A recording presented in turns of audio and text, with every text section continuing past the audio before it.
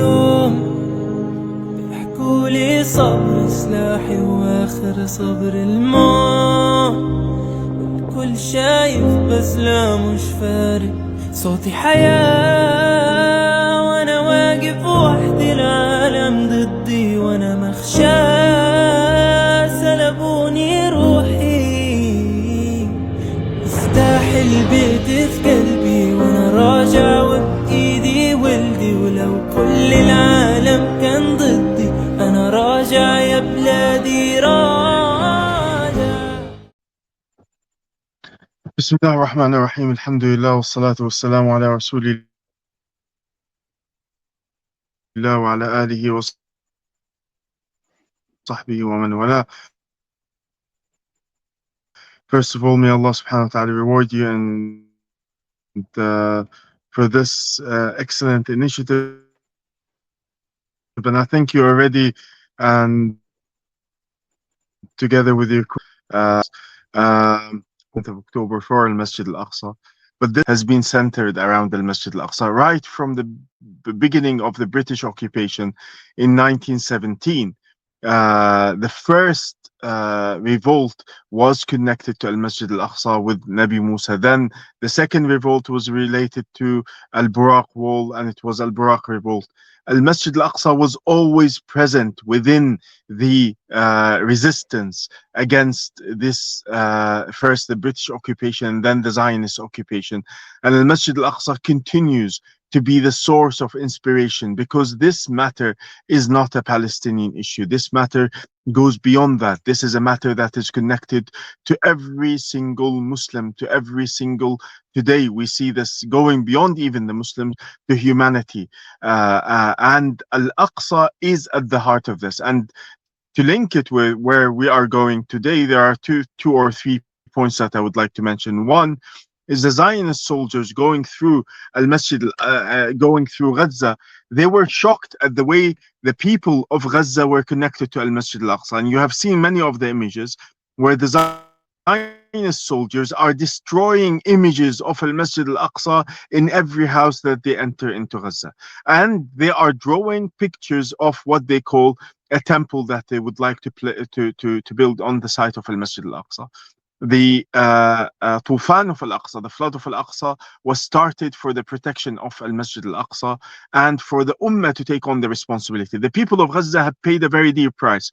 They have paid a very dear price, and they were willing that every single person in Gaza were turning for their turn to be martyrs, on the point that they would like the Ummah to wake up, and for this Ummah to take its responsibility. The people of Gaza have done more than they are capable of for the protection of Al-Masjid Al-Aqsa. Now the turn is on this Ummah to take up its responsibility. The coming month of Ramadan is going to be a very dangerous and one of the most dangerous months of Ramadan for this Ummah. Now we see the Zionists turning away from Gaza, being forced to turn away from Gaza into, now they're trying to score points in the West Bank.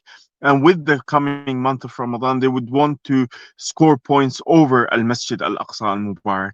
And with the current American president, there is a massive danger, because the last time he was in office, he issued the deal of the century. And on the deal of the century, one of the main points was that Al-Masjid Al-Aqsa will be an open place for worship for all faiths. And what he means here, particularly the Jewish Zionist extremists, to be able to pray in Al-Masjid Al-Aqsa. And what they would like to implement is what has been practiced in the Masjid of Ibrahim alayhi salam in Al-Khalil.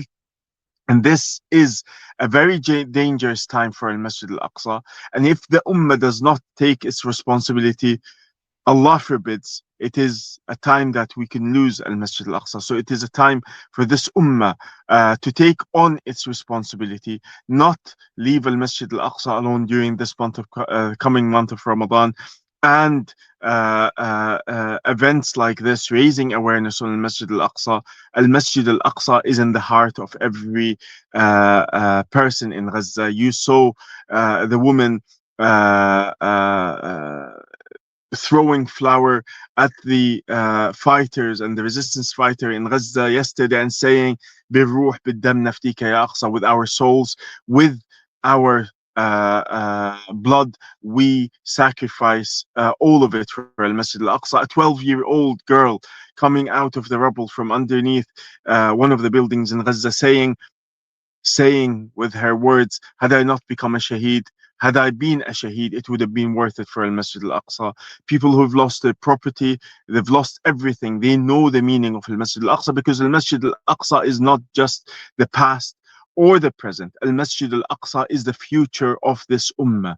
And without Al Masjid Al Aqsa, we will not be able to achieve the rising of this ummah once again. Dr. Khalid, I would like to thank you profusely for joining us on this particular live stream. Since we do have perhaps 2 or 3 minutes still with you, I'd just ask you a follow-up question in terms of this week ahead. How do we, if it's called Global Beit al-Maqdis Week or Global Al-Aqsa Week, what are some very specific activities that we could use in this week as a springboard for perhaps Ramadan and bigger campaigns to come? Yes, I think, thank you very much, Maulana Ibrahim, for this question. I think there is a lot on this ummah, a lot that can be done during this time. Remembering that the night journey came at a time, the most difficult time in the life of Rasulullah sallallahu alaihi wasallam, and it changed the perception for Rasulullah sallallahu alaihi wasallam. And we are at a very difficult time in the life of this ummah. 2 billion Muslims are unable to pass on a glass of water into Gaza without the permission of the Zionists. Let us break these chains. Let us break the siege on Gaza. Let us break the siege on Al Masjid Al Aqsa. And this, first and foremost, a lot has to be done on the education, and the education of the ummah on the importance of Al Masjid Al Aqsa. The biggest problem this ummah has is Al Masjid Al Aqsa has been not on our agenda. Al Aqsa has to be back on our agenda.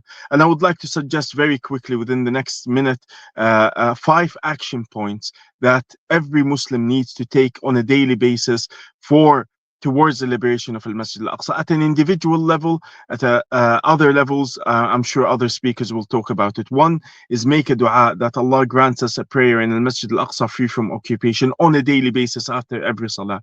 2, learn more about the importance of Al Masjid Al Aqsa and what it means to us as a Muslim.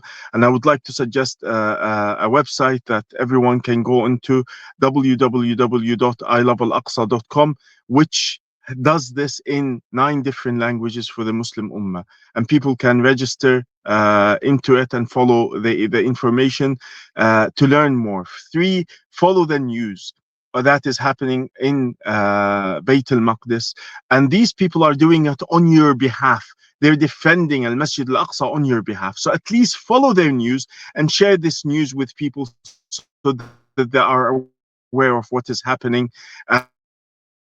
and make sure that this is a very important point. Allah subhanahu wa ta'ala in Surah Al-Isra verse 7 says, before we will enter al-masjid, we have to disgrace their faces. And they make your life easy to disgrace. Do not support the Zionists, and the boycott campaign has been very successful over this since the start of the genocide.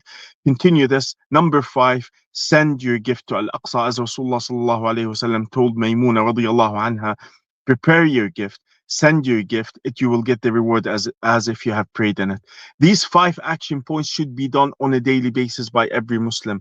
This will reconnect the hearts, minds, and the souls of every Muslim with Al Masjid Al Aqsa Al Mubarak. And this is a responsibility for every one of us. We need to take action. Let us see the liberation of Al Masjid Al Aqsa in our lifetime. Let us pray the Salatul Fath in Al Masjid Al Aqsa before time goes past. Let us be amongst those who will stand in Al Masjid Al Aqsa and celebrate its liberation soon, inshallah Azza wa Jal.